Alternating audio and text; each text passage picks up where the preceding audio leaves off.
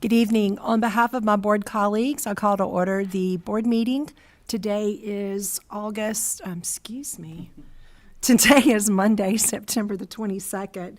Special welcome to those here in attendance as well as those watching online. Our ABSS staff, Commissioner Thompson, Commissioner Priola, and as always, our friends from the media. Did I miss any of our special guests? I believe Mr. Wagner will lead us this evening in our moment of silence and Pledge of Allegiance.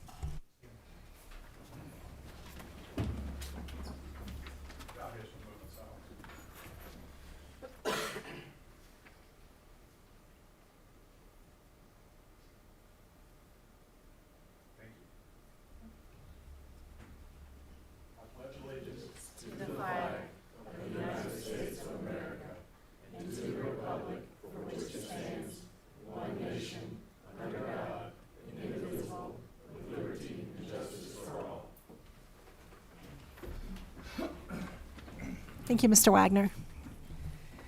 Board members, you've had an opportunity to review the agenda. Is there a motion to approve the agenda as presented? Motion to approve the agenda as presented. Thank you, Ms. Harvey. Is there a second? Second. Thank you, Dr. Parker. Any discussion? Hearing none, those in favor signify by saying aye. Aye. Any opposed? Motion carries unanimously. Thank you.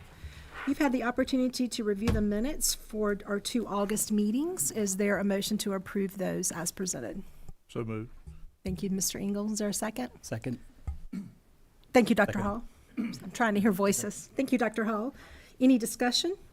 Hearing none, those in favor signify by saying aye. Aye. Any opposed? Motion carries unanimously. Thank you. There are 12 items on our consent agenda. Is there a motion to approve those at this time? Motion to approve. Thank you, Ms. Harvey. Is there a second? Second. Thank you, Dr. Hall. All those in favor signify by saying aye. Aye. Any opposed? Motion carries unanimously 7-0. Thank you. And I believe at this time we will move into recognitions, and I invite Mr. Rogers to the podium with Ms. Atkins for recognitions this evening.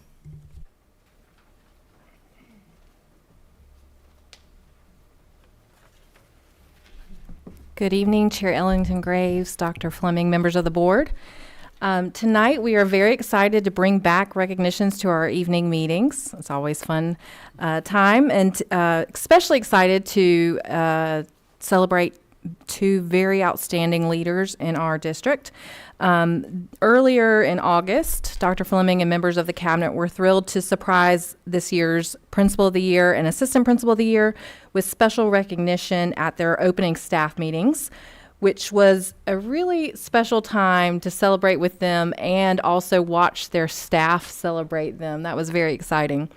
So this year, we'll start with our Principal of the Year, Miss Erin Millspaugh, if she'll come on up while I read a few things about her. Here we go. Mr. Rogers. So Erin is the principal at AO Elementary. She is an example of what it means to lead with integrity and compassion. Her colleagues describe her as a hands-on leader who is not afraid to roll up her sleeves and work alongside her staff. Her visible presence throughout the school, in classrooms, in the hallways, and connecting with students and teachers has created a collaborative and supportive family atmosphere. Please join me in congratulating Ms. Erin Millspaugh on her exceptional work and dedication to AO Elementary.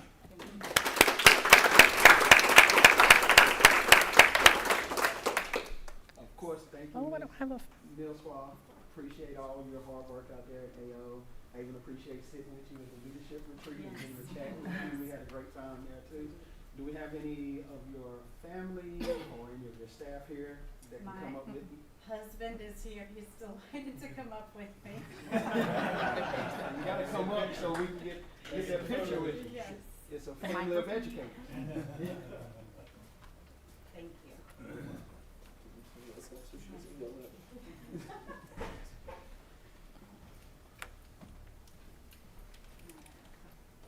Get you a mic. A little bit. Thank you.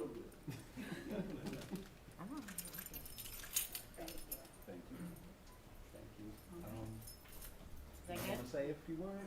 Oh, my. Going? I can't get the mic. It's okay. Can I just say, I just want to say thank you to ABSS. And you shared that it was quite a surprise, the day with our staff, and that was such a fun time. And I think a large majority of folks here were here that day to be able to share that. Oh, thanks. And so I just really appreciated the opportunity to be able to share that with the staff because they are an exceptional staff, and I am just really, truly blessed to be able to lead in ABSS and lead at AO. So thank you very much.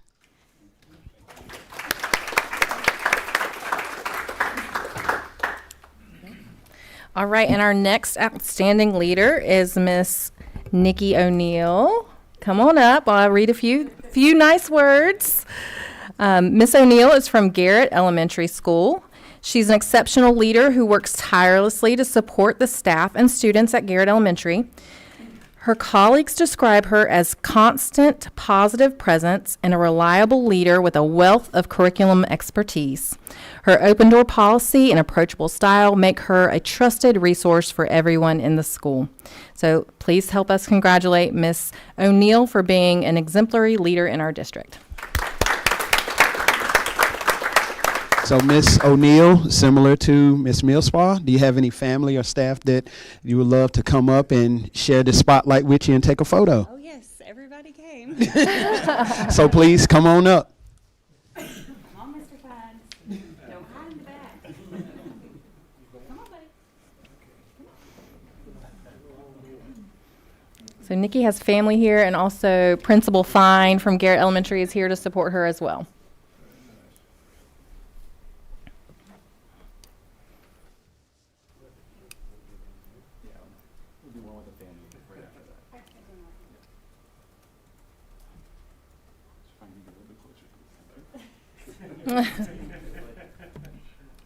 One big family. Perfect. And just the family real quick. Sir?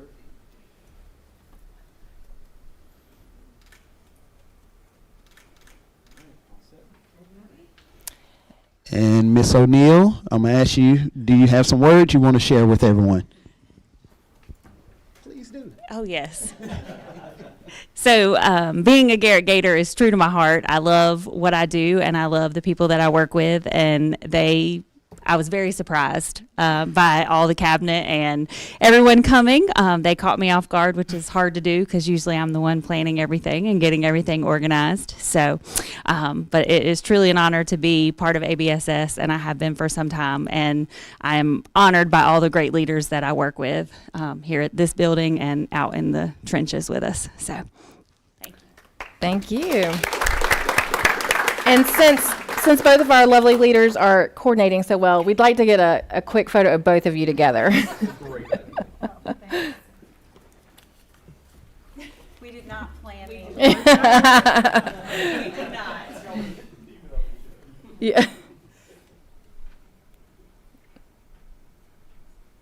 They match the certificates and everything. It's perfect.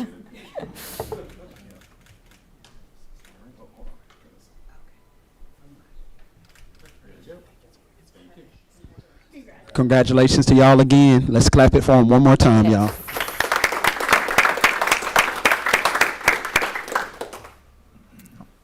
Thank you.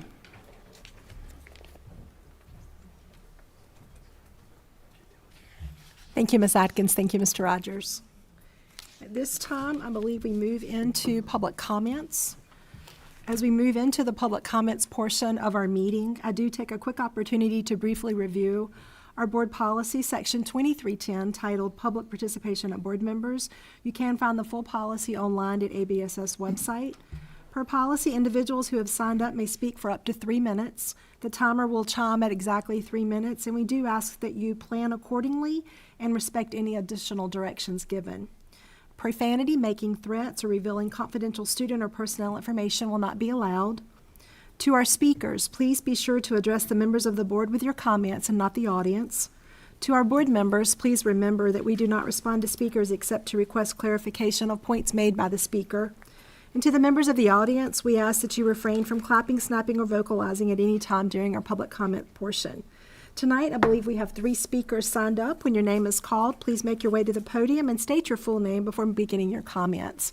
Our first speaker this evening is Deborah Purvett.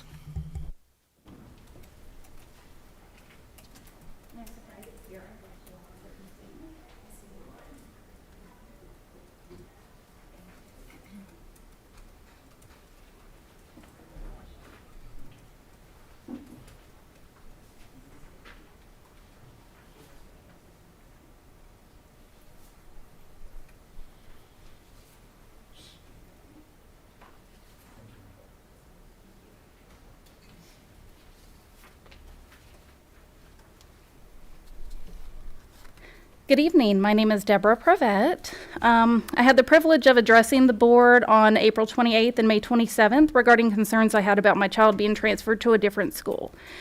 Fearing we would be forgotten over the summer, I requested an IEP meeting that was held on June the 6th, the last day of school. I was assured that my daughter would continue to receive the same educational experience, including all necessary related services.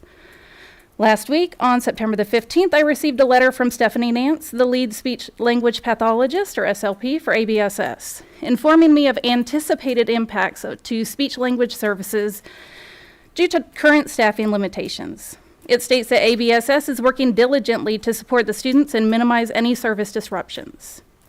It goes on to say that families will be contacted quarterly with updates on SLP services. To help mitigate the effects this may have on my daughter, I reached out to her teacher to ensure that her assistive technology device had been received and was informed that it had not.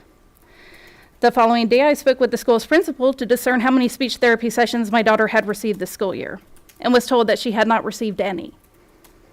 She also mentioned that there are approximately 100 students in that school alone who need these services. My questions are as follows. Why were parents and guardians not notified prior to the first day of school that there was not an SLP available? Why, after 3 weeks of school, were we not provided with a plan? The letter states that ABSS is committed to offering compensatory education for students who may be impacted, but does not provide any further information. Why are we expected to wait 3 months for an update? There needs to be a resolution now, not 3 months from now when the school year is nearly half over. This is not a new problem for ABSS. There has been time to think critically about this issue, devise a plan, change course, and act. In addition to the fact that my child is not being provided with the tools she needs to succeed, ABSS is violating federal and state disability laws. I'll say that again, violating federal and state disability laws by failing to provide services outlined in my child's IEP. The Individuals with Disability Education Act, Section 504, the Rehabilitation Act of 1973, and Title II of the ADA mandate a free, appropriate public education for students with disabilities, which includes necessary related services like speech therapy to provide meaningful educational benefit. I don't feel that I need to say more on that topic, as there is a much more educated attorney at your disposal. Thank you for taking the time to listen to my concerns. Thank you, Ms. Purvett. Our next speaker is Al Seagraves.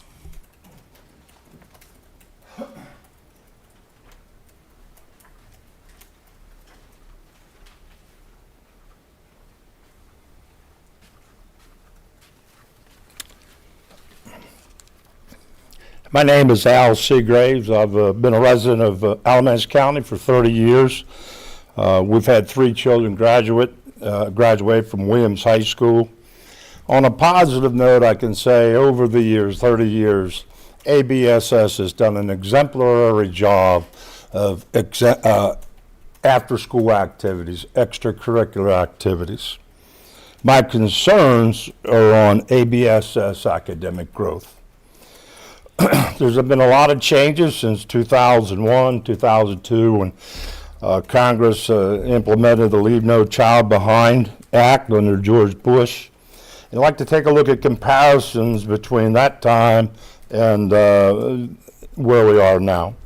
Back in 2002, you needed 32 credits to graduate from high school. In 2026, you only need 22. GPA to graduate in that time frame back in 2002, you needed a C average. Now you only need a D average or a 1.0. the grade scale changed from a 10-point grade scale, okay, to whereby now it's changed from, A, B, C, D to the 9300, so forth and so on. I think you know what I'm talking about. To where now it's a 10-point grade scale where a 60 is a D. Well, a D used to be 70 to 75. In order to graduate, you had to have a 76 average. Oh, by the way, 32 credits instead of 22. Now the D, a 60, okay? 1.0 to graduate, 22 credits.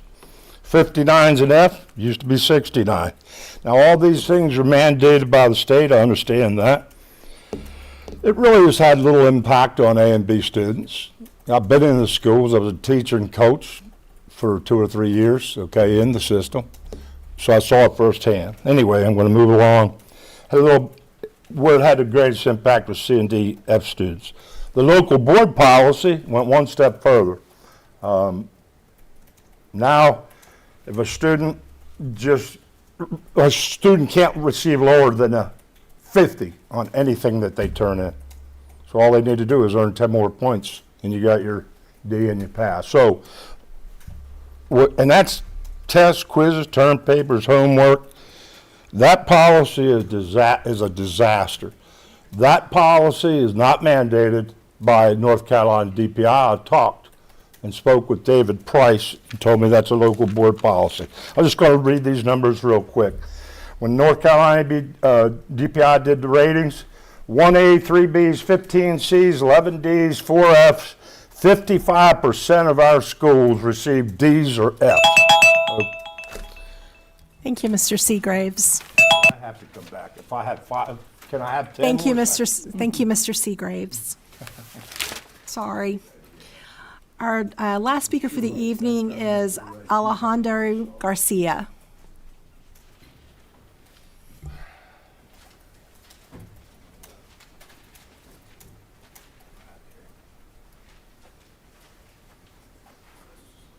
Good afternoon, members of the board. My name is Alejandro Garcia, and I actually went through Alamance Brunson school systems myself too, and whether it be East Lawn, North Graham, E.M. Holt, Turntine, Williams, Southern, Graham. I went to them all. Graduated from Graham though, proud graduate, and that's why I'm here. So now I am involved with many families across the county, many youth, many teachers, many just families all across the board, right? And it has come to my attention at Graham High School that the principal is doing a couple things.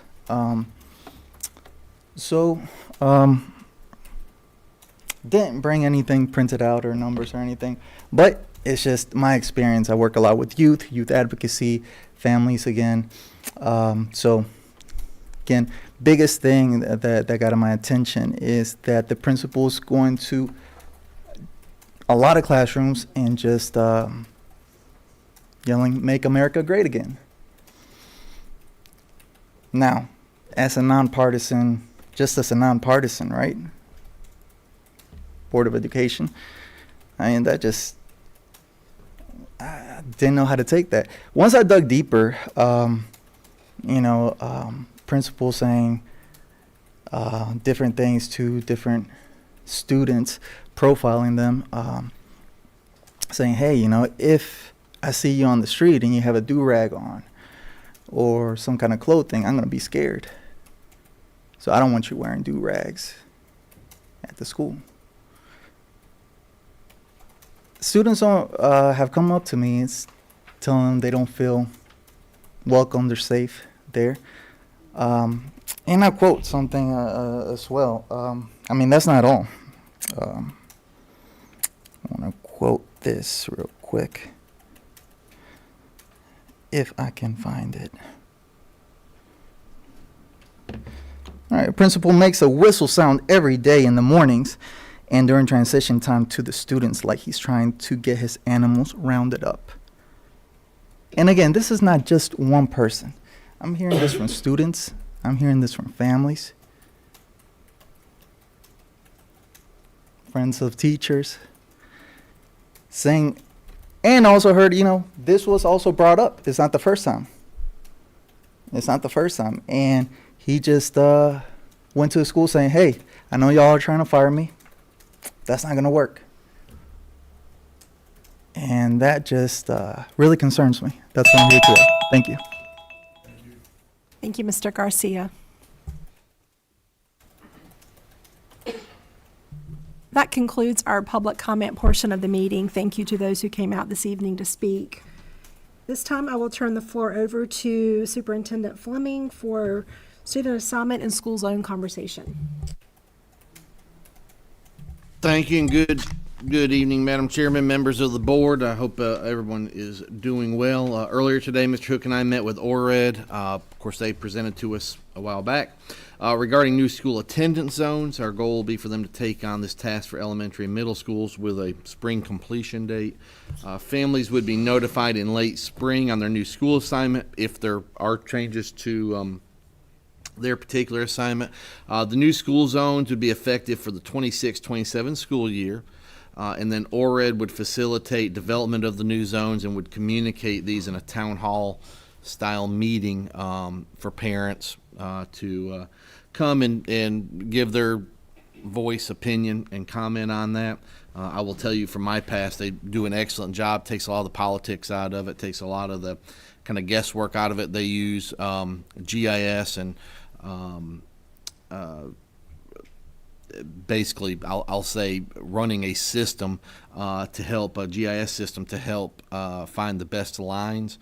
They would be the only ones to make changes to the lines. The board would vote if you wanted to. You could still adjust the lines, but the board would have to vote on that to do it. But it's done in, I believe, a very fair way to ensure balancing across the affected areas. And so happy to answer any questions on that. We're at very preliminary steps. We will begin working with them probably in the next couple weeks. They're going to do some draft maps and all for us to look at so we can see exactly what it is we want to do.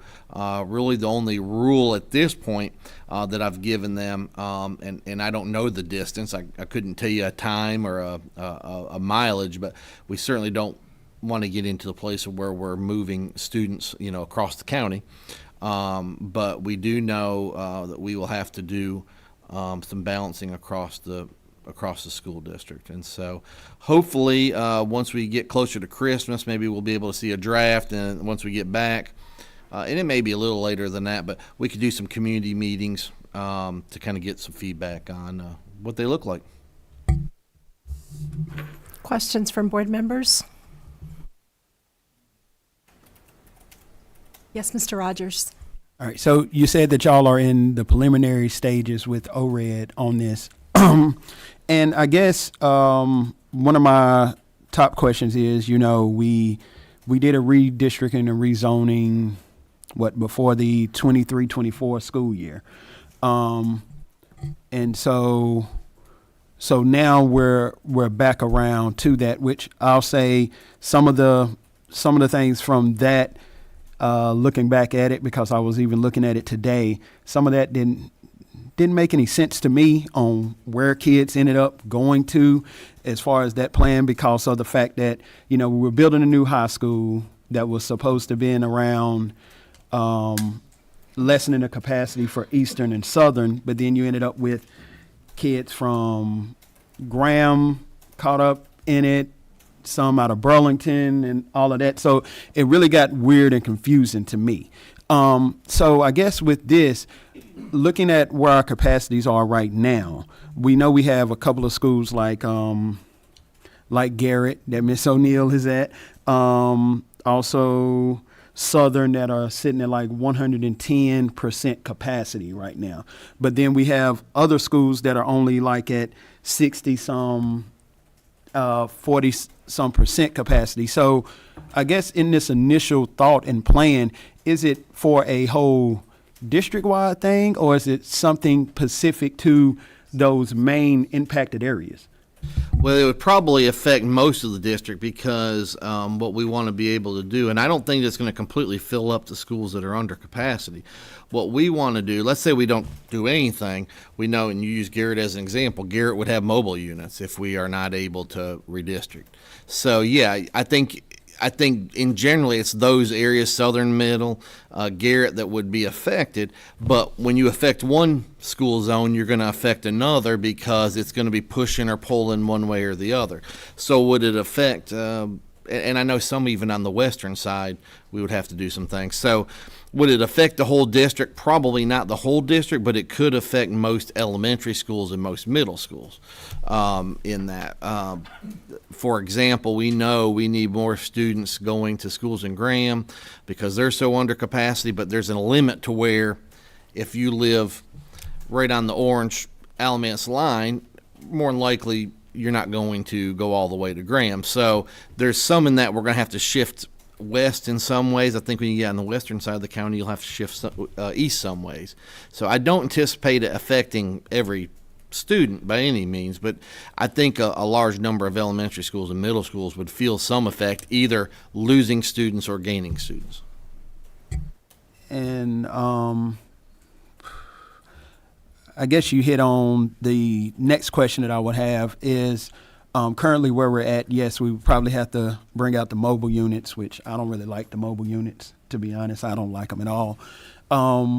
But I know like a expansion of a school is not a quick thing for when you're in the midst of it right now. So I guess that would be another thing on future thought is expansion of some schools. And I know a question that came up to me from some parents, and it just so happened both of y'all are here tonight with Millspaw because I'm about to talk about AO, is somebody asked the question like, with the age of an AO, what would it look like to have a new AO elementary school that met more of their capacity levels of what that future looked like? So I guess that's just more conversation and thought for y'all to have. You're right, and that's where it's going to come. It's not going to be adding on to schools. It'll either be adding a school or demolishing a school and rebuilding it.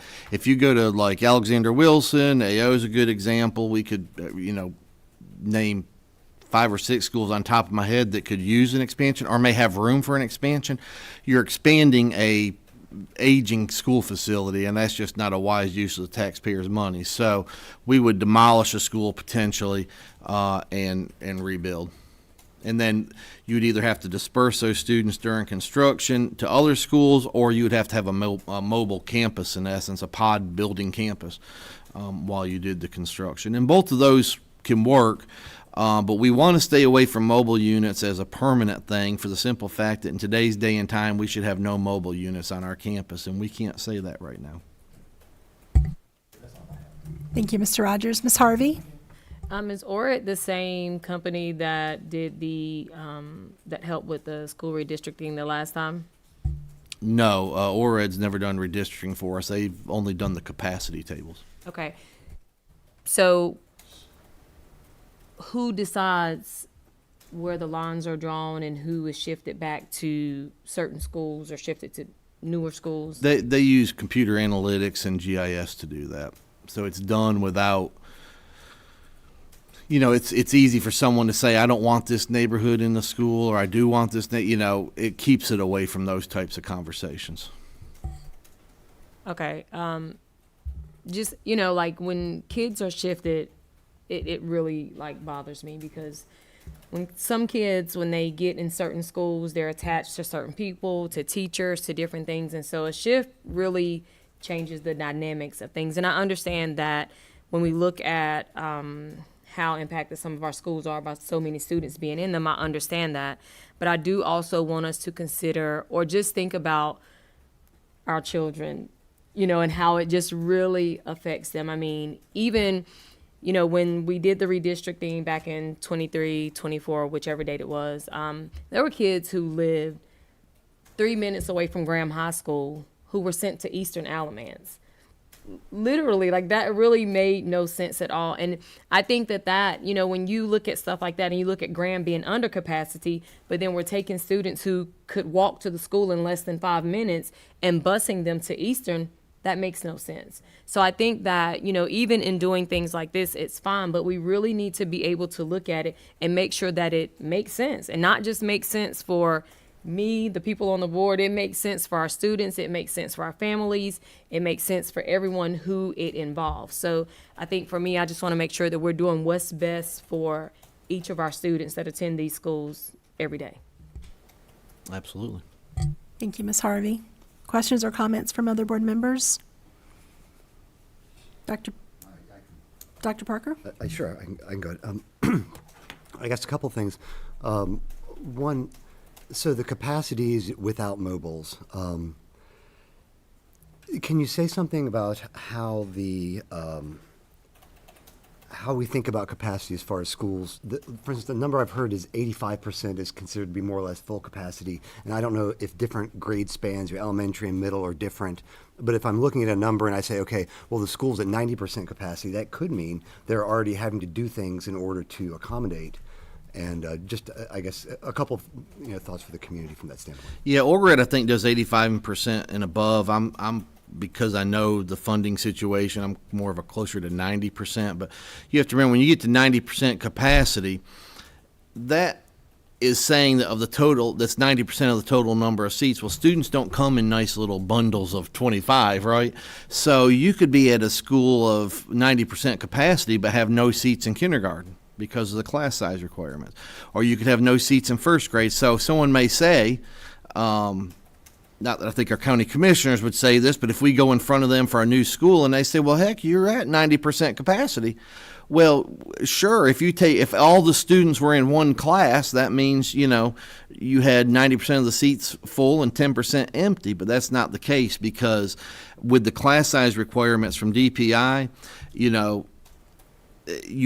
we're not getting students in nice little numbers where we can say, okay, we have 10% available in kindergarten, 10% available in first grade, second grade, third grade, and so on. And so that's where it makes it tough, because there's an ebb and flow to enrollment. And if we hit a peak with kindergartners, you might have first couple of years that they're full, but yet you might have 20% of the seats available in fifth grade. Got it. Presumably, they take that into account when they do They do, yep. I know the last time that when they were here, we did the presentation, I said maybe we could get a couple of maps to show the situation over time. And I think the first map is what happens if we don't do anything. I don't know kind of when you expect them to start producing drafts and that kind of thing. So I guess any comments from your communication with them? Yeah, if we don't do anything right now, the only two that I know for sure is we will continue to add mobile units at Southern Middle. We would add mobile units at Garrett and Hawfields. What we have to remember, and I don't want to get too far into the school safety thing because that's not an open session conversation, but what you do have to keep in mind is that right now the worst possible thing we can do is add mobile units. The exposure,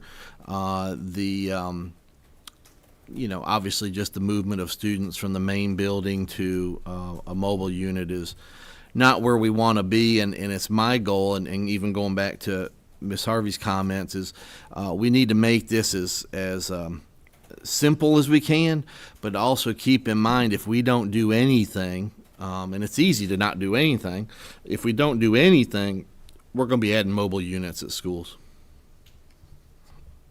Great, and I like the idea that they would provide, a map and a redistricting, and we wouldn't be kind of onesie-twosie looking at neighborhoods. I guess the question is, do we provide input into, we would like as little busing as possible, or, that kind of thing, and I don't know if that's a separate, I'll let you comment there. Yeah, they will assume certain rules. Less busing, obviously closeness to the school. They will not do anything with racial or cultural type stuff because, one, I think that's been challenged, actually, that may have been challenged in court. Adam can speak to that. But I know they stay away from that, but they will assume certain rules in their modeling, like busing and, like I said, closeness, community. They won't split a subdivision, that type of thing. Right, I didn't know if it would be possible to, if they have a sheet with bullets or something like that, that we could look at just to start thinking I'll about ask it. them. That'd be I'll great. ask them Thank on you. that. Okay, no other questions. Thank you, Dr. Parker. Mr. Engel? Thank you, Madam Chair. It's interesting, we've got two principals here that are affected.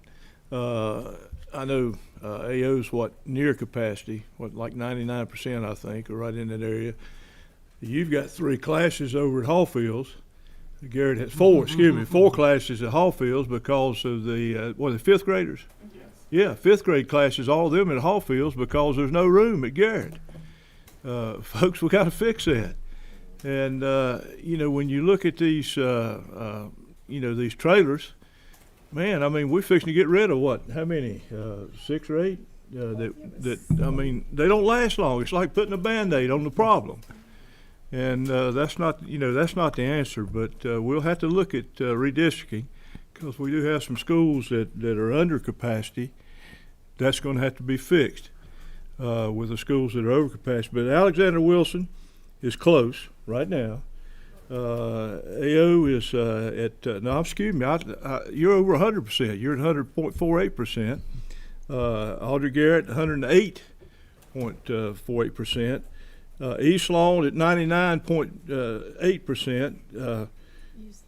Okay, I'm sorry. I'm using the wrong column, and I'm getting fussed at right now. You're not fussing Here's the bottom line. But I hear Ms. Bailey clicking, and we'll make sure we. Yeah, we've got about 6 of the elementary schools that are at or near capacity. 1 middle school, if I'm wrong, tell me, Southern Middle, and 1 high school, which is Williams High School. So how do you fix that? Well, the one way to fix it is by redistricting. It's a hateful thing to do. I hate to go through it again. I hate it for the kids. I really do, because it makes it tough for them. Maybe there's some way we can figure to do it in a way that doesn't affect all of them. Does that make sense? And that would be a good thing if we could do that. I know that's tough. What I don't want to do is change what is recommended to us 4 or 5 times. I saw the board go through that the last time, and it was a mess. I wasn't on the board then, but I came up and recommended, I think it was Plan B or C. You remember, it was one of them. I think you were at D or E. At D or E. I might have been at D or E. I came up and spoke on it as a candidate and ended up changing it a couple more times. That can be a mess too. And, when you've got, so-and-so's got a friend who lives over here, I want them to be in this district over here. We can't do that, folks, not again. We can't go through that again. So that's all I've got to say. Thank you, Madam Chair. Thank you, Mr. Engel. Any other questions or comments from board members?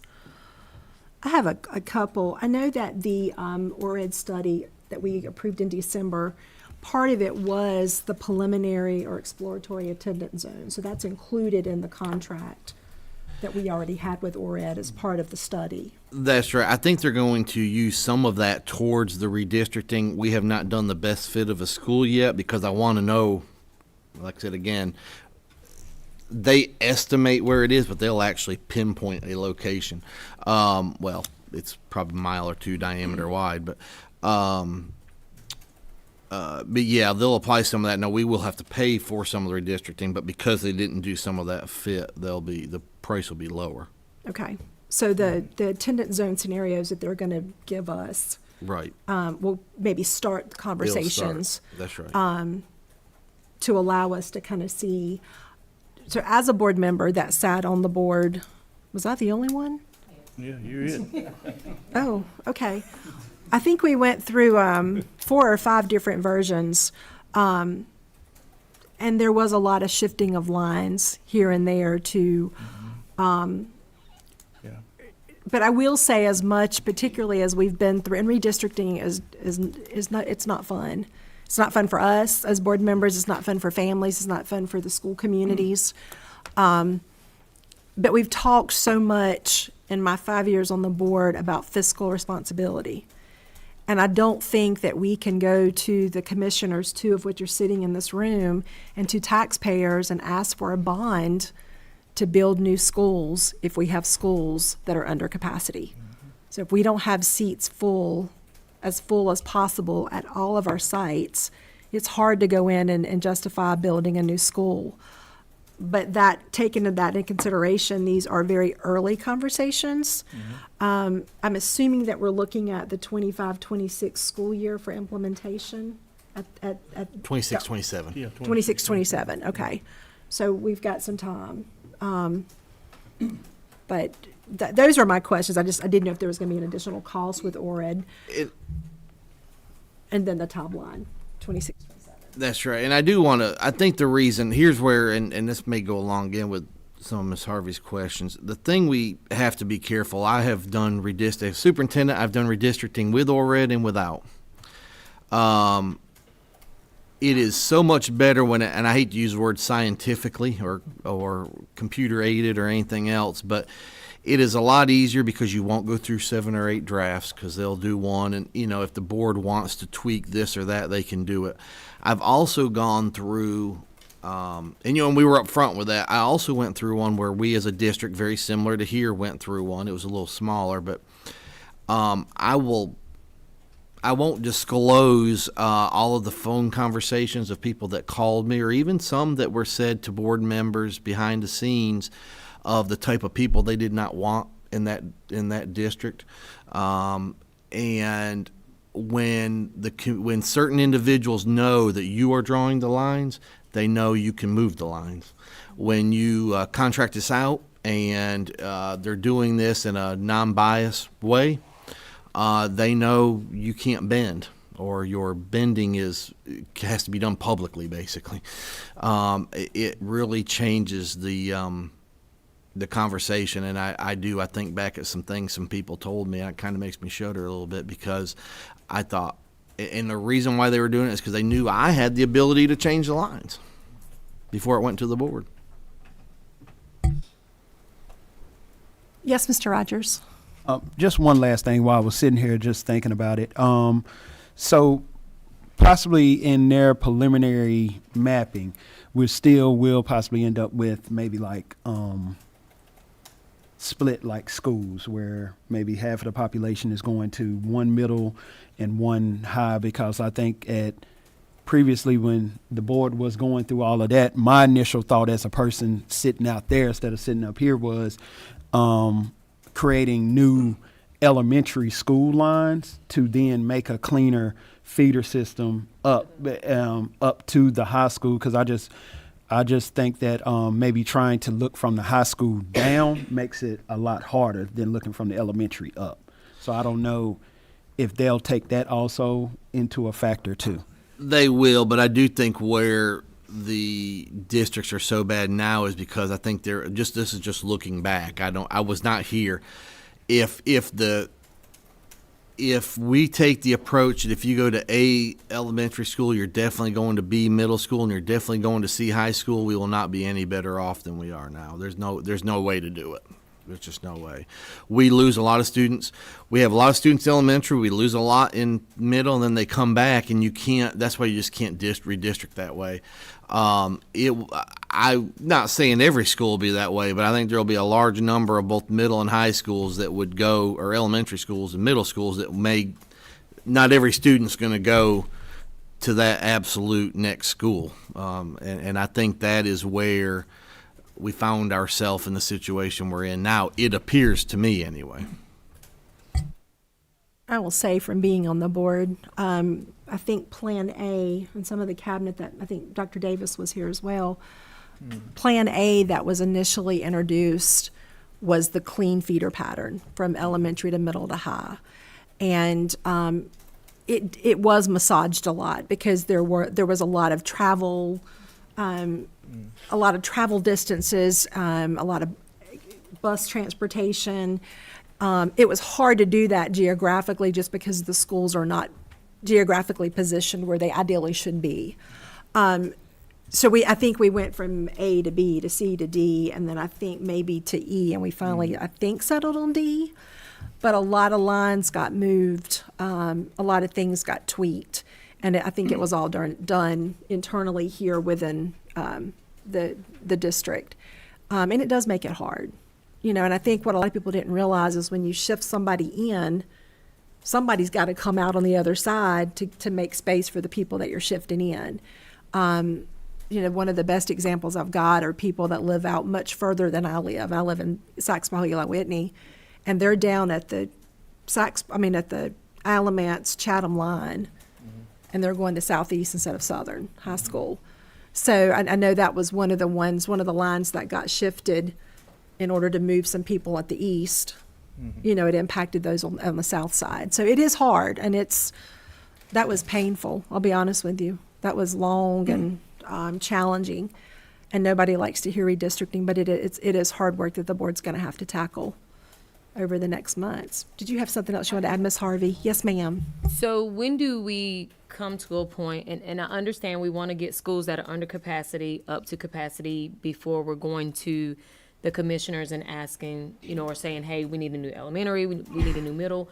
When do we come to the point where we're saying we're not going to redistrict again? You know, we just did it for the 26-27 school year, and here we are in 29 and 30. You know, we're not going to move our kids again. We're going to go and ask for what we need. So I think this is it. I think we've got to be able to do the best we can to fill some of these lower capacity schools. But again, at least as superintendent, now you will vote on the ultimate plan, but as superintendent, I sure would hate to see a kid going 20 miles to school. And I don't think this board would want to see that. So yeah, there's a point where you do what you can do. That might buy you another year or two from having to build a school. I will tell you, it is going to be very tough on the eastern side and kind of this northwest side, I guess you could say, to do that much longer. I would even argue that redistricting might even get you down to 90%. I mean, it's still, in theory, over capacity, right? But it at least helps balance that out to a point where you then, in ORED, would have a better way to pick out a location for a school. You'd have to find land within that kind of geographic boundary, and then move forward to the commissioners to receive the funding, and then going into bids and all that. So if the commissioners tonight magically met and approved for us to build a new elementary school somewhere, you know, you're still looking a year out from groundbreaking, because you have to have a year of design. Even with a template school, takes close to a year. So, you know, you're looking at 3 years before you really can get a kid, or 3 school years before you can get a student into a new building. So I think this redistricting will buy a year from that, or 2 from that. But the need for at least these 3 schools, maybe we can float a middle school a little bit longer, but there is a need for a new elementary and a new elementary in the eastern side, a new elementary, what I would say around Elon, you know, give or take a few miles. That's going to have to happen. And I would then again argue that a new middle school in the eastern side is quickly behind that, maybe. Thank you, Ms. Harvey. Any other questions or comments from board members? I'd say we're looking forward to it, but I'm not sure we are. No, don't say that. Anything else you want to add? No, that's Okay. At this time, I will invite Mr. Messer to the podium, our Assistant Superintendent of Finance, for our first budget resolution, I believe, for this school year.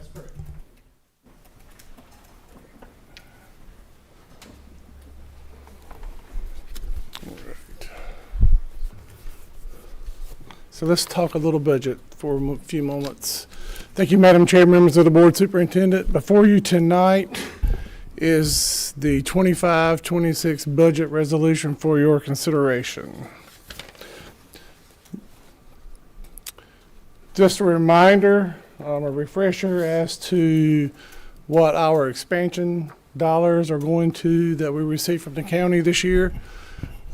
We did a 2-step increase on the certified employee supplement to get it back to the step in which it was originally intended to, since it was frozen the previous year. Operating expenses of $200,000, just clearly to cover any increases in overhead costs. Additional certified staff, which consists of AP positions and instructional support positions, and maybe some student support positions. And then the brand new classified employee supplement that was presented, and of course the additional cost for charter schools. The total funded expansion from Alamance County is $3.9 million that is in the budget. And I'll just stop there for a moment to maybe answer any questions that may be out there. Any questions from board members at this point? No questions? Okay. Okay, thank All you. right, next slide. And this is just a refresher as to what the classified employee supplement is. It's in 5-year bands. Half of this will be paid in the November paycheck, and the remaining other half will be paid in June of 26.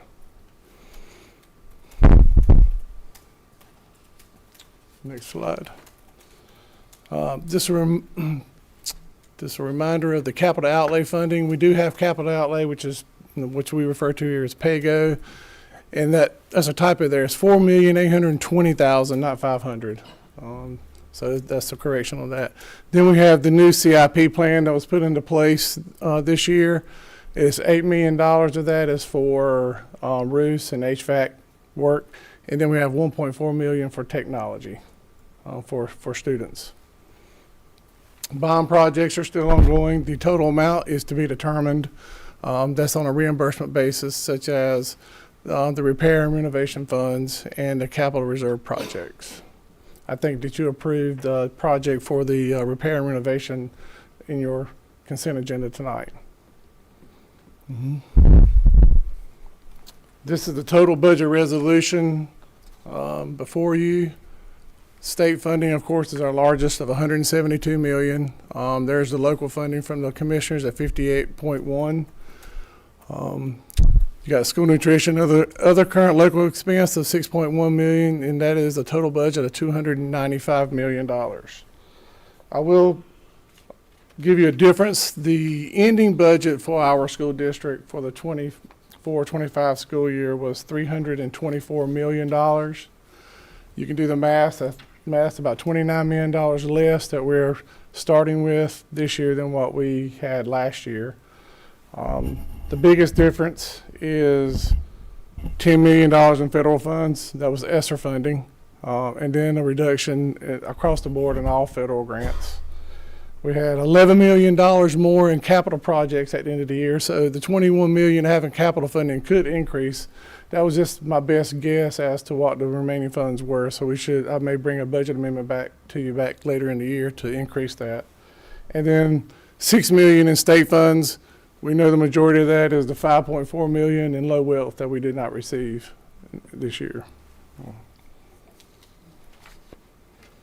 Just a few budget notes. There's the loss of low wealth funding, no more ESSER, additional federal funds loss. We're still waiting on a few allotments from the state that are kind of grant driven, and there is still no additional state budget as per se, no raises at all except for a step increase for teachers. I'll go into the little bit of the detail. The next thing does.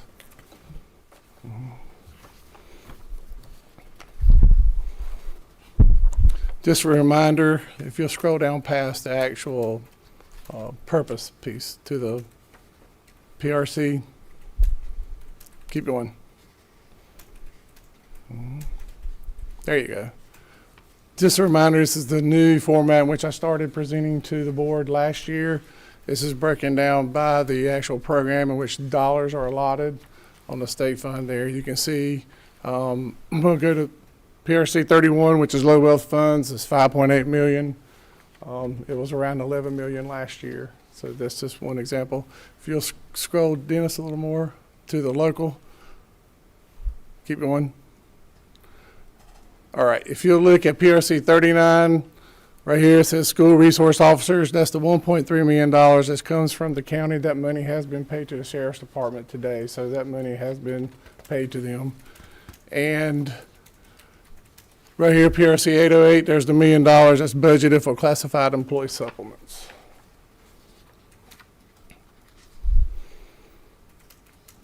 And then the remaining part of the detail just equals the totals that I presented to you as far as the budget resolution. There's your federal grants. You can see Title I, 7.9 million. IDA, which is Exceptional Children, 6.2 million. Total of $17.6 million on the federal side. And here's the next is the capital outlay you can see from the county. Capital reserve projects, R&R, and then just regular operating. And there's your capital improvement and bond projects. And school nutrition. School nutrition is by object code instead of PRC because that's just one fund itself. It's broken out by the types of expenses that are budgeted. And then you have your daycare fund, which is different. I budgeted this year as to all their available funds to them. That is the funds that they have accumulated over years in excess of their expenses plus any projected revenues for the current year.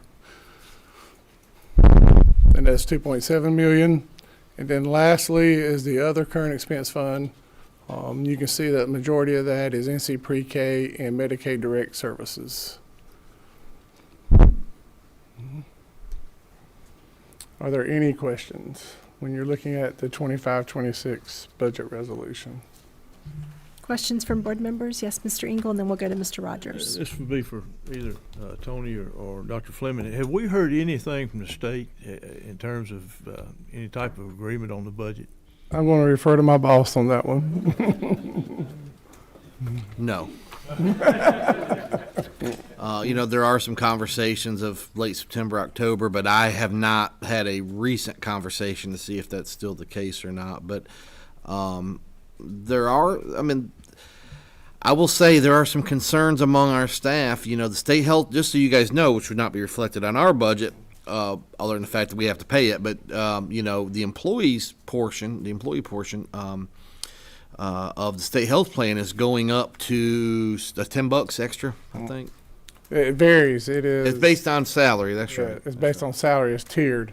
And there's no pay raise, but yet health insurance is going up. And I really, that's the one thing I really wish either the state would help fill the gap on, or, well, preferably a raise, but either a raise or filling in the gap on the state health plan, because it's hard to say you're not going to get a raise, but your state health plan premium's going up on average $10, $15 a month.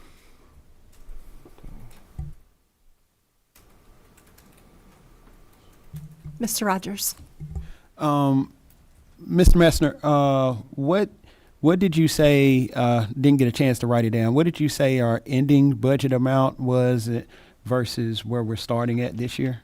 So our ending budget amount for last year year was approximately 324. Here, let me see. $324.5 million was our ending budget last year, based off the last budget amendment.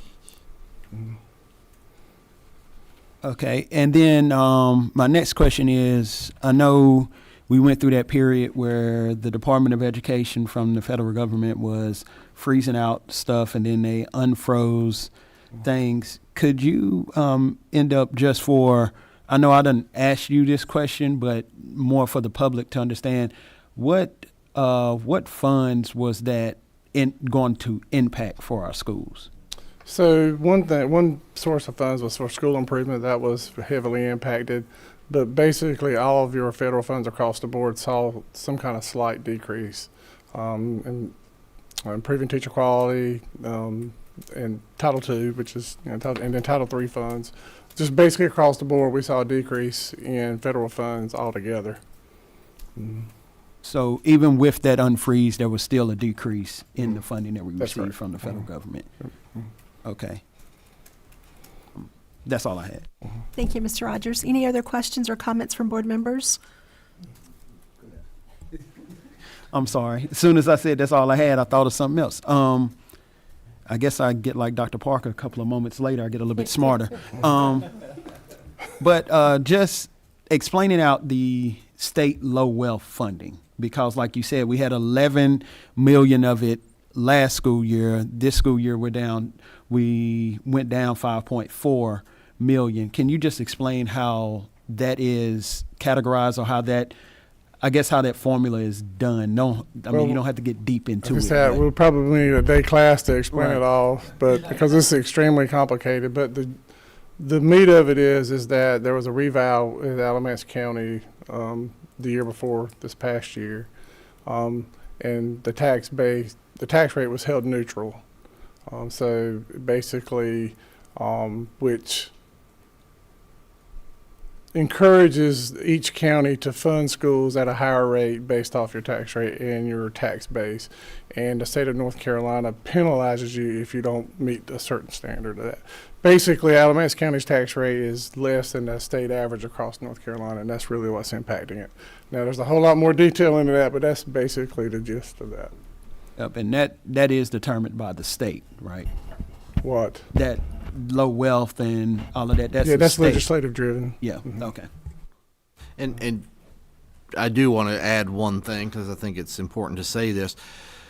Where we got that nearly $4 million this year, that will now go into that calculation. So it may, I don't know how much it's going to help us because other counties are giving additional as well. And so since it's based on the state average, it's always a moving target, which may or may not be fair. But I'm hoping that $4 million will help us out a little on low wealth when it's recalculated, and it runs a year behind or 2 years behind. I can't remember. It's an average, I know. Yeah, it's an average over a 3-year period. Every 3-year period, yeah.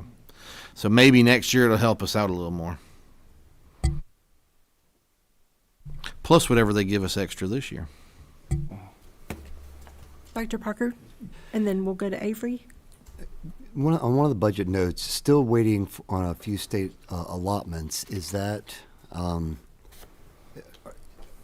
presumably you're not waiting on like ADM or getting student head count or anything like that? Is it that the state has not done something, or I don't know if there's any more detail you had for that bullet. Yeah, so it's very specific, targeted funding. Example for technology. It could be for certain pieces of infrastructure, which is school connectivity is one we haven't received. It could be something related to some EC money that has yet to be allotted, because sometimes they go back and reevaluate the total number of your students that classify as that, and if you meet a certain threshold, then they'll send you additional funding based off of that. So it's the allotments that we haven't received are very specifically targeted towards a certain specific expenditure. Okay, got it. Thank you. Mm-hmm. Thank you, Dr. Parker. Mr. Wagner? Mr. Messer, I want to thank you for this report, and very thankful for the accounting staff of being very open in our budgeting process. As many of you know, a few years ago we had some budget issues, and so we asked this incoming accounting staff, hey, let's be open to our public. Let's let them know where we stand each and every time. For you in the community, we are now posting our financial reports online, so you don't have to pick up the phone and call people at the office. We do report those online. We encourage you to look at those and ask questions of those who are supposed to be good fiduciaries of your tax dollars. And I do want to thank the county commissioners for funding us, and we are going to be responsible financially moving forward. Thank you, guys. Thank you, Mr. Wagner. Any other questions or comments? All right. Is there a motion to approve the budget resolution as presented? So moved. Thank you, Mr. Ingles. Is there a second? Second. Thank you, Mr. Rogers. Any further discussion? Hearing none, those in favor signify by saying aye. Aye. Any opposed? Motion carries unanimously, 7-0. Thank you, Board. Thank you, Mr. Messer. Thank you. And at this time, I believe we will welcome Dr. McWhorter, our Assistant Superintendent of Academics, to the podium for our contract conversation on data warehouse.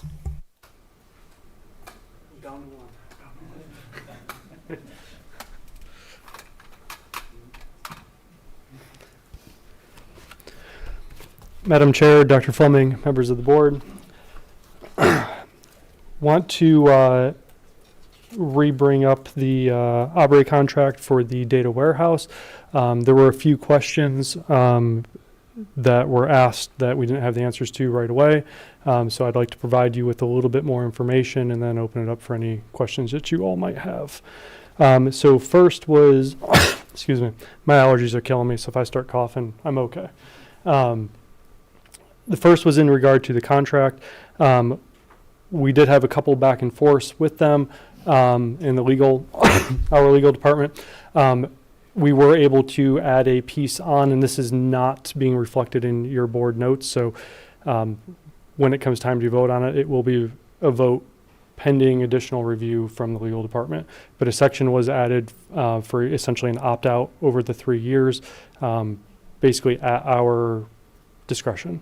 The other piece that the company wished to ask for was a flattening of the 3-year payments. So they had given us a lower price in the first year, and then it climbed. It was like 150 something to 180 something. So they asked if we could just flatten that to 167 and change over the 3-year period. So those are the only two changes to the contract. Again, the overall amount is a significant cost savings in compared to other vendors. So, and the overall price over 3 years did not change. Mr. Engel had also asked for some examples, and this was also seconded by many of others about successes that other districts have had utilizing this data warehouse. And I will remind you, before I read any of the data, data just is. It is all about what you do with the data that matters.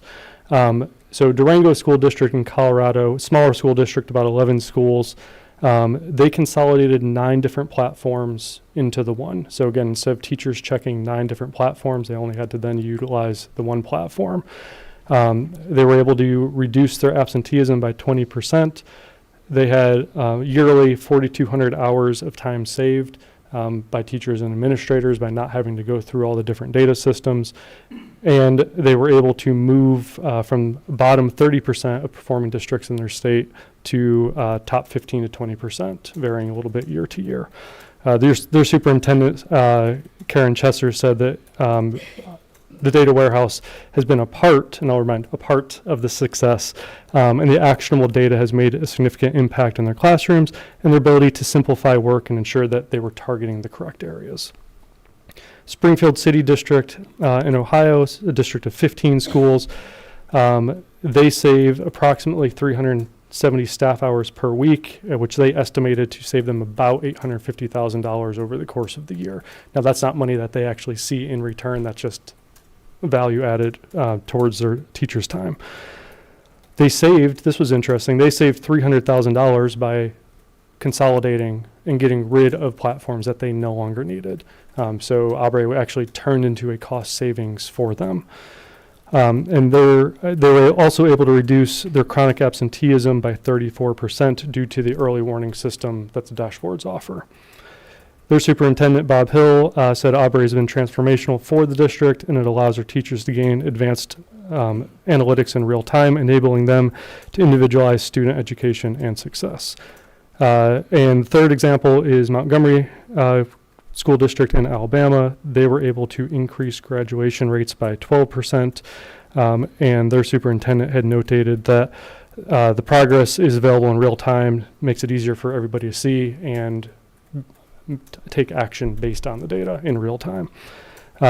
Teachers were able to pull information. He gave the example, teachers are able to pull information during parent-teacher conferences because everything was just readily available just in one place. So if they were meeting with the parent, they could pull absentee rates, grades, and everything else they needed for the student in order to facilitate the conversations with the parents as well.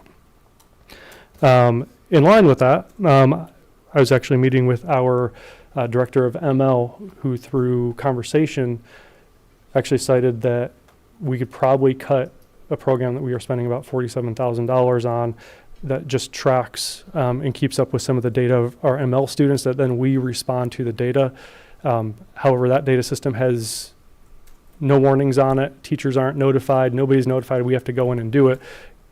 From the conversation with him, it sounded like that this is something that we could use in place of a system that they are currently already using. So I don't want to make any promises. I would rather over-deliver than over-promise. But there is some additional opportunity that we could cut out some programs that might become redundant after this as well. Any questions? Questions from members of the board members? Comments, questions? Yes, Mr. Rogers. So, Dr. McWhorter, I'm just going to ask you a similar question that me and you had already discussed around the what will the workload for teachers and administrators be with having the data warehouse? Yeah, so this is a great question because it's always a concern when you get something new. It's like something else on my plate. As educational leaders, we rarely get the opportunity to actually take things off the plate. This is a great opportunity because not only do we get to take something off the plate, but we are then making them that what we're adding to it while taking a few other things off is much more effective and efficient. So there should be virtually no additional workload, right? It'll be learning an integration of a new system, but it's one system over 4 or 5 others. So this should actually reduce workload, which is also cited by the other school districts that we referenced. But thank you. It's a wonderful question. That's all I have right now. Thank you, Mr. Rogers. Dr. Hall? Following up on that, what kind of training will need to be done for people who are going to use the software? And then also, do you have a timeline, or what's going to be the procedure to integrate these systems? It's nice to have the new system, but then you have to sort of make them all talk with one another so that you can actually use them. So I'm just curious if you have an idea on those. So the integration of the dashboards, from my understanding, is usually about a 30 to 60 day integration, and that's time that Dennis, wave in the back. Dennis will be working closely with Aubrey to make sure that our systems integrate in nicely. Main system in that will obviously be Infinite Canvas, which is state system, but we should be able to have some dashboards up and running in the first 30 days. But it's something that we will build on continuously. Again, you just don't start with like everything all at once. It's a slow rollout. Thank you, Dr. Hall. Other questions or comments? Mr. Wagner? Just a quick comment question. Could you kind of like tell the general public what, in a 45-second tutorial, what this does for our system, what it could do for our system potentially? Yes, Mr. Wagner. So a data warehouse, so let me back up. We have multiple data platforms that we use to pull data from attendance to discipline to grades to the individual spreadsheets teachers are using, and the effort to consolidate all those or pull information, you would need like 4 or 5 different screens up to pull everything you need to reference the data that might be impacting learning or graduation rates or whatever else. The data warehouse can seamlessly take all of those data points and put them into a single dashboard. The dashboard is interactive, so you can basically click a few buttons to pull out different data sources, to pull in different data sources. You can set it to notify you when certain students we'll just say, hit 8 days of absences. So I know that we need to do some extra lifts to work with this family before they hit that 10-day window, right, and become chronically absent. So in essence, that's essentially what it does. 45-second tour. That's okay, well done. So in theory, we're hoping to operate teaching hours for our staff rather than administrative hours, correct? Yes. Thank you. Thank you, Mr. Wagner. Mr. Rogers? So is the access for this warehouse is just going to be limited to just the teachers and administrators, or will like data managers or other instructional support staff, would they have that access also? So you can set the parameters to fit a number of populations. You could create dashboards for the community. You could create dashboards for board members. We could create dashboards for administrators, central office staff. But again, I'll caution, it's not a day one rollout. That's something that happens over time after you have opportunities to work through and explore the best data usages, basically. All right, appreciate that. And then the other question that I just have on, because I know when we went from Power School over to Infinite Campus, there's been a lot of transition for parents, staff, everyone with that. So I guess just thinking about now, since we're under Infinite Campus and then possibly having this data warehouse, some of that transition piece, and I guess supporting our staff, administrators, and everyone who will be utilizing this, and which is supposed to be a resource for them also too. Maybe just speak a little bit to that. So I would say with the time to do it is now with the rollout of Infinite Campus, as folks are learning those new protocols and how to interface with that system, and learning some of the things that it doesn't do that Power School did do, and vice versa, things that it may do a little bit better. this is a system that will work with Infinite Campus. So you could still pull attendance on Infinite Campus if you wished. You just can't make it interact with any other data points. So we'll set up trainings if necessary. I think it'll honestly be pretty self-explanatory for folks to use. We'll probably do some sessions with principals or set some virtual sessions up for teachers and staff. But I predict the rollout, I'm gonna knock on wood when I say this, I predict the rollout to be pretty smooth with it. Okay, I appreciate that, Dr. McWhorter. I just want to make sure that if it is a thing that is approved this evening, that we're making sure to our staff who is supposed to have this resource to help them, like Mr. Avery said, on them being able to do more instructional things instead of the administrative type of things, but also have that data that can help lead through the stuff that we're making sure as a district that we're supporting them through that transition and helping them to see how this can actually be more of a help to them than a task. Yes, and that is the goal of the program. I will say, though, it will also be an advantage for the administrators at the schools as well. They will be able to consolidate school-wide data much more seamlessly. The school leadership teams will be able to hopefully pull from their different sources very easily, like the MTSS team and such also. So it should really be an asset to everybody.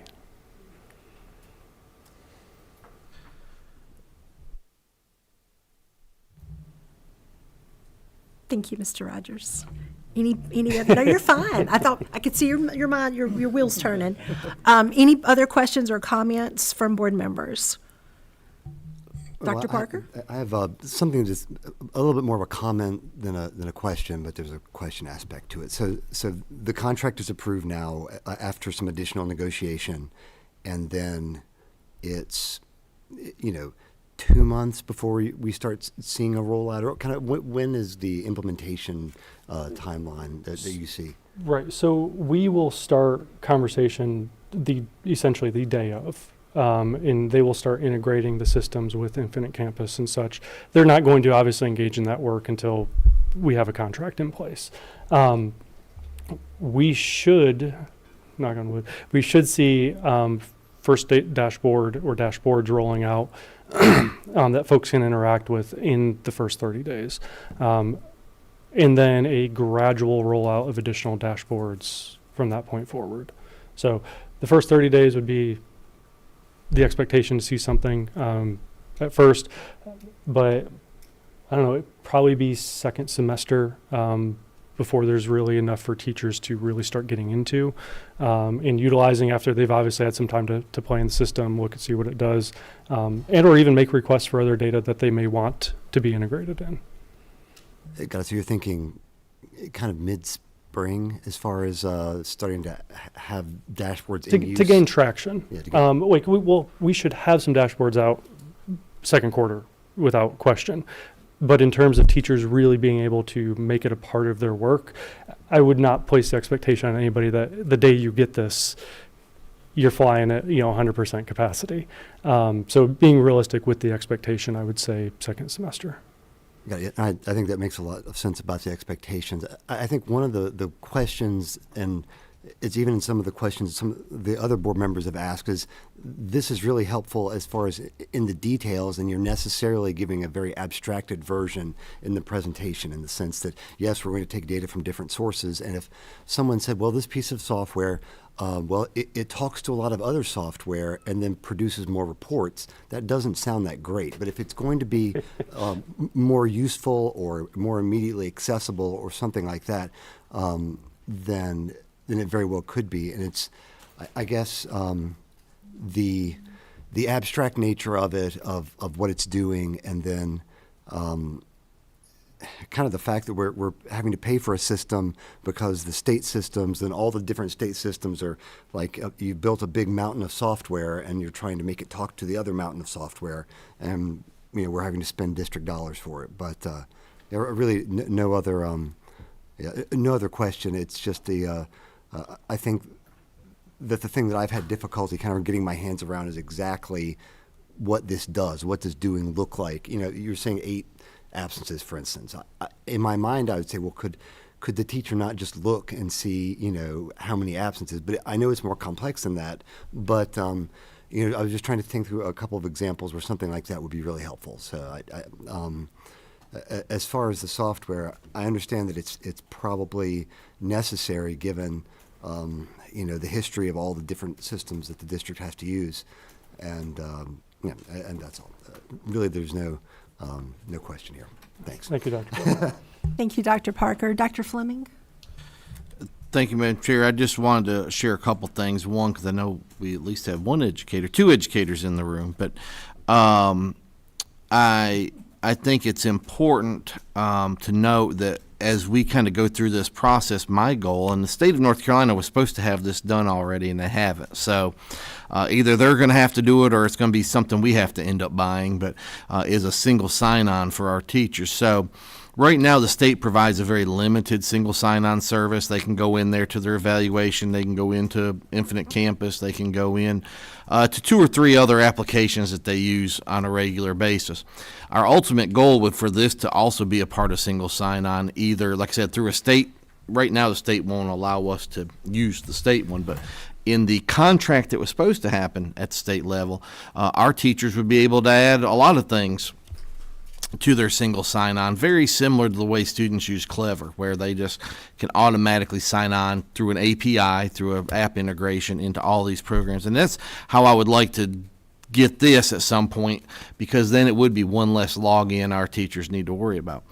The second thing is, going back to our educators in the room, this is going to be a great way for them to look at, let's say Aaron Fleming is struggling for whatever reason. You can go in and immediately see where right now teachers are really limited, both with Power School and now with Infinite Campus. They can see their students and the information for them as a teacher. This will allow a teacher to really see what the past performance has been of students. They'll be able to see absences. We may even possibly get to a point where they can see past discipline, but they're able to really see the history of the student. But they're also able to see what abilities that student has in the future. So if you've got a student that really has been struggling, and I keep going back to attendance, as a teacher, the principal, or as a team of teachers that work with that student every day, you can set some goals up for attendance, and you'll be able every day in real time be able to see how that data improves.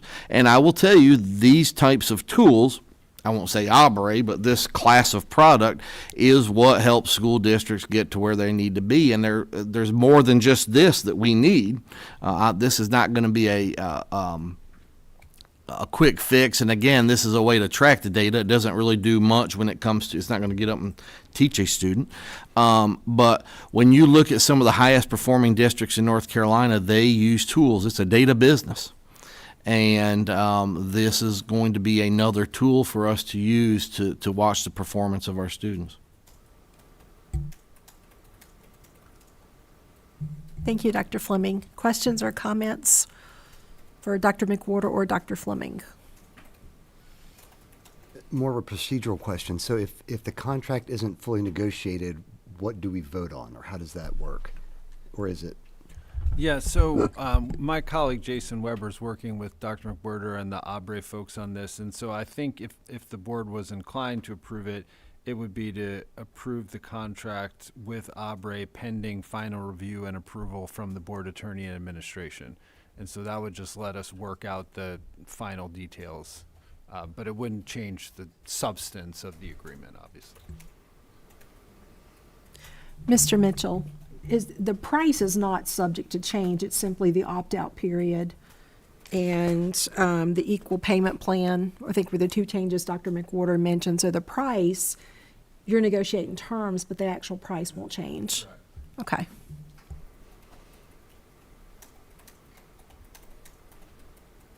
Did that answer your question, Dr. Parker? Yes, and if, I'm happy to make the motion if there are no other questions. I don't know if other people have. Any other questions or comments from board members? Okay, so all right, I move that we accept the Abre contract pending final review by legal counsel for the district. Okay, thank you, Dr. Parker. Is there a second? Second. Thank you, Ms. Harvey. Any other discussion? Hearing none, those in favor signify by saying aye. Aye. Aye. Any opposed? Motion carries unanimously, 7-0. Thank you. Thank you, Dr. McWhorter, for your Thank work you. on that. Thank you, Dr. Fleming. Thank you, Adam. At this time, we will move into board and superintendent comments, and I will start the floor with Dr. Fleming.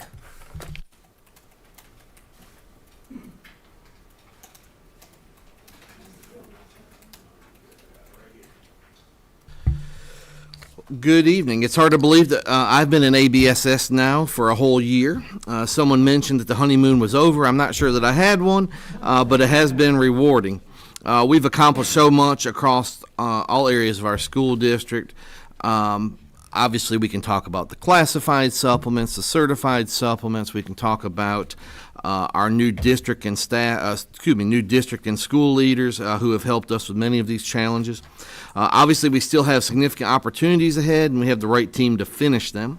I want to thank our students, staff, community, and Board of Education for the support through the great times and some of the challenging times over the past years, but I know hopefully we'll have more great times ahead and many more years ahead, and so I do appreciate everyone, and over the last week or so, people have mentioned it being 1 year, and matter of fact, I was with our Leadership Alamance cohort on my 1 year anniversary, and so a lot of them were shocked. You've been here a year? I said, I have. It probably explains why I was wanting to nap. No, and they were all raring to go. But I've enjoyed attending all of our athletic events this fall. I continue to be amazed by the support of our parents and community. I did get to flip the coin at Western Alamance, and I believe all I have is Eastern and Williams left. It is Attendance Awareness Month, and Dr. Christy Davis has a committee to stress attendance within our schools. We need our students to be in school to learn, and we'll have a survey sent to families to collect some more information on attendance. Again, with Aubrey, we'll be able to maybe have some impact on attendance as well. I want to thank the Triad Business Journal for having me as part of their Spotlight on K-12 Education panel a couple weeks ago. I enjoyed listening to the other panelists as much as I did sharing information as a panelist. Public school systems are a major part of the economic and workforce development scene, and we must continue to keep improving, as we are a reason a company may or may not want to relocate in the area. This week, I will meet with our Teacher Advisory Council. I will be asking them on how the school year started, how the cell phone policy has been implemented, and I'm going to give them also some time to share some good news and possibly even some concerns that they have seen this school year. We will take it all and hopefully be able to address any concerns and also give any praise that may be shared at that meeting. Our next meeting will be our October 14th work session, and that will be at 12:30 here in the boardroom. Pending any questions, those are my comments for this evening. Any questions or comments for Dr. Fleming? Thank you for being with us for a year and 4 days. That's right. We appreciate you hanging in there with us. Who wants to jump in next? It's always Avery. Thank you, Mr. Wagner. There's a running joke, I always have to go second. Thank you, Madam Chair, board members, administration, members of the community. It's truly an honor to be up here every month with you, talking about the good things and the bad things. And I'm very proud to say that over the past several months and years, we've worked to be a better fiduciary of your taxpayers' dollars. I'm excited who we have running that show for us now. And also thanks to our county commissioners for allowing us to work on our facilities. You know, we are improving in several areas, but we fully understand there's a lot more work here to do academically. The news that we got last week was not the best news in the world, and we kind of knew where it was going, but we are excited about what the future brings. We believe in this administration, the new leadership we have in academics here, and we just ask for your patience. Hold us accountable going down the road, but I promise you this board, this administration is laser focused on improving those things. In closing, I do want to thank everybody and Miss Millspaw and Miss O'Neill for being principals of the year. We look forward to you being mentors to every other principal we hire in this community, so get ready for that. And again, folks, thank you for your support of the ABSS and our administration. Thanks. Thank you, Mr. Wagner. Mr. Rogers? Well, good evening, everyone, and thank you to our educators and principals, everyone who stayed this evening. Thank you to all of our school staff, people who made public comments this evening. Thank you to those. And, of course, congratulations to Mrs. Millspaw and Mrs. O'Neill on their recognition and what they've been doing in our schools and what they continue to do going forward. I want to talk about a couple of things from the Elements Partnership for Children that I'm a part of that board also.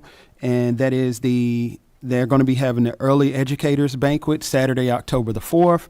And also they're not calling it a trunk or treat. They're doing it as a trunk of great tales. And they're partnered up with one of our local churches. That's going to be Friday, October the 10th. I'm sorry I don't have the actual time. I thought I had the flyer with me, but I don't have the flyer. But anyone who wants to know about that, please just email me at my school board email, and I can get you that information. But it seems like it's going to be a great event. They're asking people to decorate their cars with actual like books and along with candy. So anybody who maybe want to donate candy to the Partnership for Children, they're looking to take those to hand out to kids and families when they have that on October the 10th. And then also I want to thank Mrs. Beard over at Hillcrest. I was over last week reading to her second grade class. I really enjoyed that. The engagement with those second graders was great. In her class, I actually have two of my younger cousins that were in there. One of them, he would not leave my side. He wanted to make sure that everybody knew that I was his cousin. And the kids, when they came in, they were asking me that. But it was great being in their class and just getting to engage with them. And then I even got a moment to stop by and see my niece, who was in kindergarten, while she was in PE class too, and see her classroom. So that was enjoyable. Also, I want to give a shout out to Western Elements soccer team.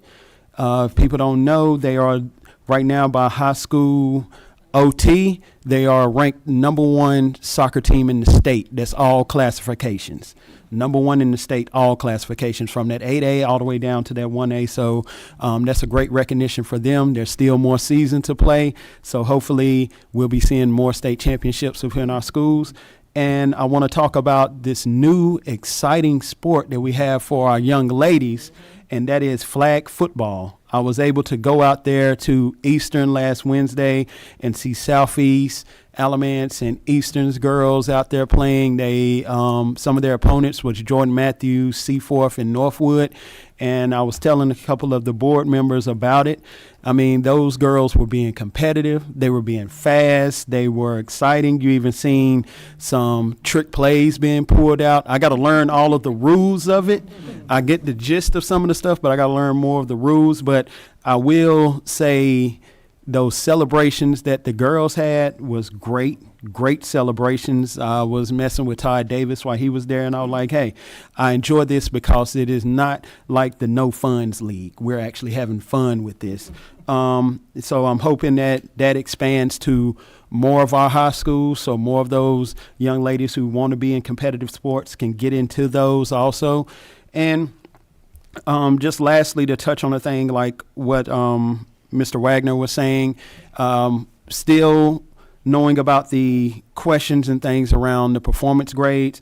I'm always a person that is, okay, we see where we're lying at, we see where we're at right now. So let's start working to the solutions, and let's start moving forward to those solutions, and let's put ourselves in a better place going forward. So I thank you, Dr. McWhorter, and all the academic team. Thank you all to the cabinet and Dr. Fleming, all of y'all work to make sure that throughout this upcoming school year, y'all are giving us more information, letting us know where things are standing academically, so we can continue to make sure as a board that we're supporting our school and doing the right thing to continue to enhance and keep that focus on teaching and learning of our students. So thank y'all. Thank you, Mr. Rogers. Dr. Parker? Great. I want to just make sure everyone knew that the science fair, with the Zoom session, or I guess it's Google Meet, is September 24th from 5 to 6. You should have gotten an email about it, but I would really like to see more schools participate in the science fair. The district science fair is held, they're saying December 17th. in the professional library here in central office.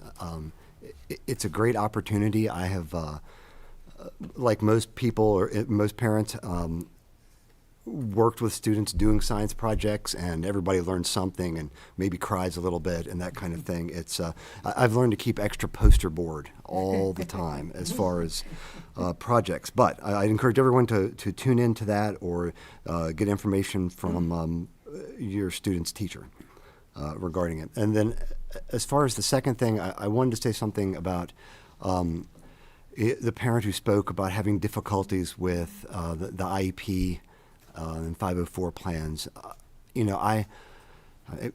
My youngest has a 504 plan, and she can advocate for herself. And even so, it's always a little bit bumpy at the start of the school year. There are a lot of categories of staff where there are simply critical shortages, not just at ABSS, but at other school districts. I know the speech language pathologists in particular, we're way short. And I know that Student Services is looking into some different ways to try and fix the problem, but it's something that we are aware of and that board members do think about, and to the extent possible, we would like to improve. I never like to hear that a child is not getting services, and that's something that, I'm sorry, and I know that what's possible will be done in that case. So that's all. Thank you. Thank you, Dr. Parker. Ms. Harvey? So first of all, just want to say good evening to everyone. Congratulations to Ms. Millspaw and Ms. O'Neill for their awards and recognitions tonight. That was amazing for them. Thank you to our speakers who came out, Ms. Prevette, Mr. Seagraves, and Mr. Garcia. We appreciate you guys coming out and just letting us know the things that are going on within our community, and also what's going on with your children within our schools. We do appreciate that. I do want to say thank you to North Graham Elementary School. Seneca, Sandy, and myself were able to go out and attend a dedication to Mason, who lost his life at an early age. But, North Graham, they said some great things about him. The students said some great things about him. And it was just great to be there to honor him and just to spend that time in reflecting his life. And so I'm grateful to them for allowing us to be a part of that. Thank you to the cabinet that works so hard each and every day to make sure that we have the information that we need, but also to make sure that our schools are running effectively and efficiently. You guys work super hard, and we can't thank you enough. Thank you to our teachers, our students, and our staff that show up each and every day. To the teachers who put in the hard work, and sometimes you feel that your work goes unnoticed, just know that it's never unnoticed. We notice all the hard work that you do. So thank you, thank you, thank you. Thank you to our bus drivers. And I'm looking forward to a great year with our students, a great year with our teachers, a great year with parents. I don't want to forget you guys. So parents, thank you too. It's not always easy. It's a tough job some days, but to know that you do it every day, it's amazing. So thank you, and thank you. Thank you, Ms. Harvey. Dr. Hall? Just piggyback on the thank you theme.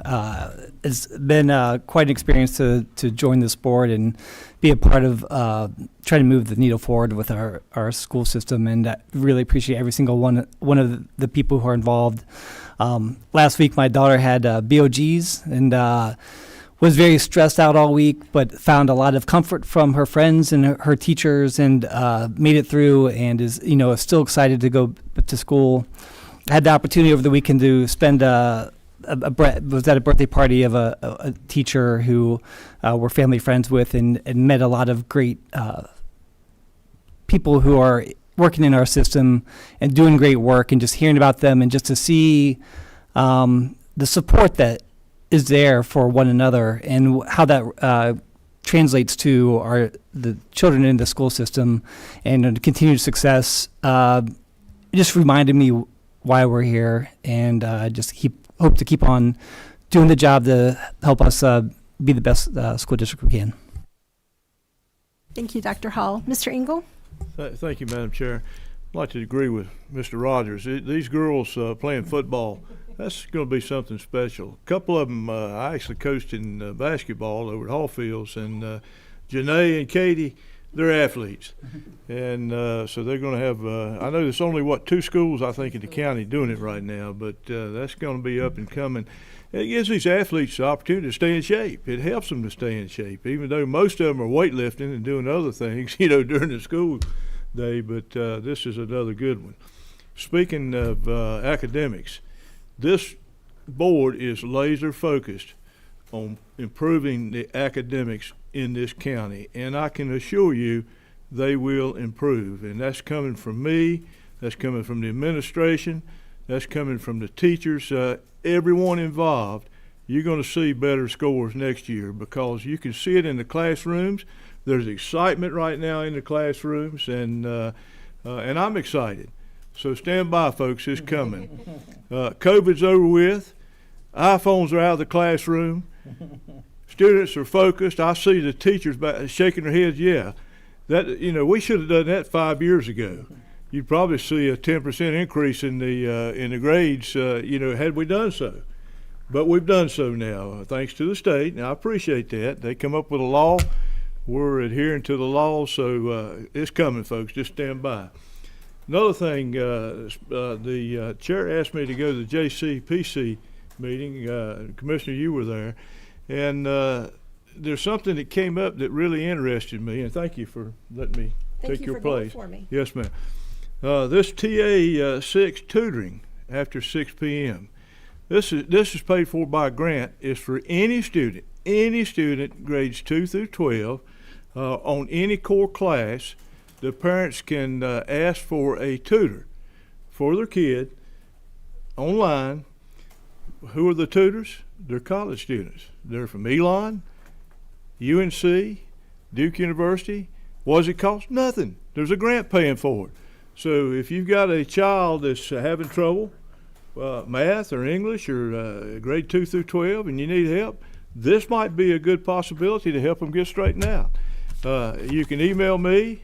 I'm gonna make sure our education folks get it, and then the parent contacts them, and they fill out the form, and within a couple of days they will receive contact and get started on the program.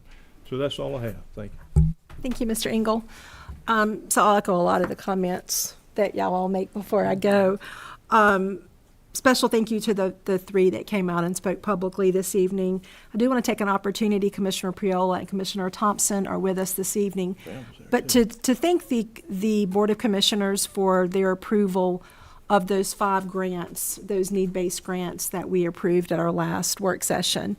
There's a 25% match if we were to happen to get one of those grants, so I do appreciate the approval of that board and the consideration for that, so thank you. Both, and if you'll extend that to your colleagues. Thank you, Dan, for going to JCPC for me. We are on the 19th day of school, if my math is correct, and I just want to challenge the parents and the families out there. If you have not connected with your child's teacher yet, please take an opportunity to do so. I know it's probably not cool for the high school kids for you to visit the classroom, but elementary kids love it. I know there's a lot of curriculum nights that are coming up at a lot of our Title I schools. But I just challenge you to connect with your teachers and get engaged and see what good things we've got going on in the classrooms. Gifts to the district. I was asked where the gifts to the district go, particularly from one group.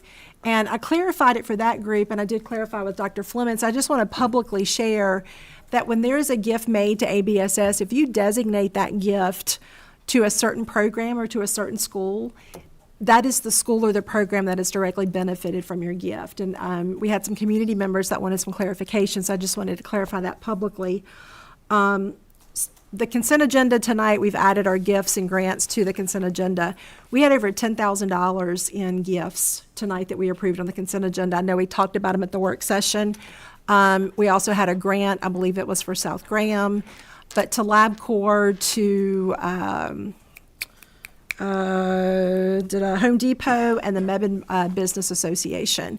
We had over $10,000 that will benefit 2 of our elementary schools, a middle school, and then our beginning teacher program. So thank you for that generosity. And then I had some questions. I got this in the mail work sessions. I'm going to bring this up. I think I know the answer to it. But somebody attended a football game at one of our high schools last week, and much to their surprise, there was no metal detector in use. Is this true for all of our schools at athletic contest? Vaping was going on in the stands. The security is there, but they don't patrol the stands at all. They don't understand the absence of metal detectors. So I shared this publicly because this is something that through the years, during my time on the board, that we've talked about. Different superintendents have brought it to our attention. I know there's a cost there, but I'm sharing that with you. And then I wanted to say thank you to Sean Ewing, who's a city councilman at Mebane, who invited me to the Hallfields PTA parent-teacher meeting last week. I was unable to go because I was out of town, but I did answer some of the questions that he sent. So kudos to that group for getting engaged, and excited to see those parent-teacher groups getting active. And bus drivers, we need bus drivers. We're doing good, but I think that we can always use, I think we're about 25-ish short. I see Ms. Miles shaking her head. So still recruiting bus drivers. And lastly, I was asked to share for the Esperanza Festival. That is this Sunday, September the 28th. It's from 12 to 8. And one of the committees that serve on for the Board of Education is a big sponsor of the Esperanza Festival. So that is Sunday, and I believe it's in downtown Graham, if I'm not mistaken. So just wanted to share that. And that's all I have. Does anybody else have anything? If not, we will move to Mr. Engel. You have a motion for us, for the board. Thank you, Madam Chair. Board, I'll make a motion that we enter closed session pursuant to North Carolina General Statute 143-318.11A3 to preserve attorney-client privilege. North Carolina General Statute 143-118.11A6 to consider confidential personnel information protected under North Carolina General Statute 115C-319 and 115C-321. Thank you, Mr. Engel. Is there a second? Second. Thank you, Mr. Rogers. All in favor signify by saying aye. Aye. Any opposed? Motion carries unanimously, 7-0. At this time, we'll move into closed session.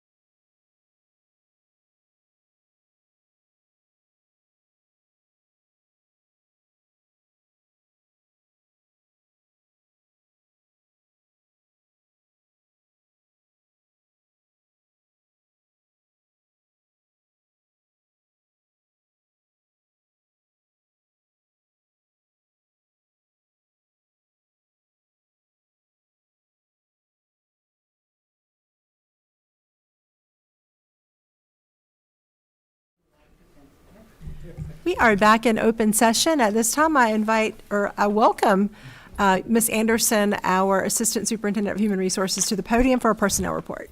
Good evening, Madam Chair, members of the board, Dr. Fleming. I ask that you approve the personnel report as presented in closed session. Motion to approve as presented. Thank you, Dr. Parker. Is there a second? Second. Thank you, Mr. Wagner. All in favor signify by saying aye. Aye. Any opposed? Motion carries unanimously 7-0. Thank you, Ms. Anderson.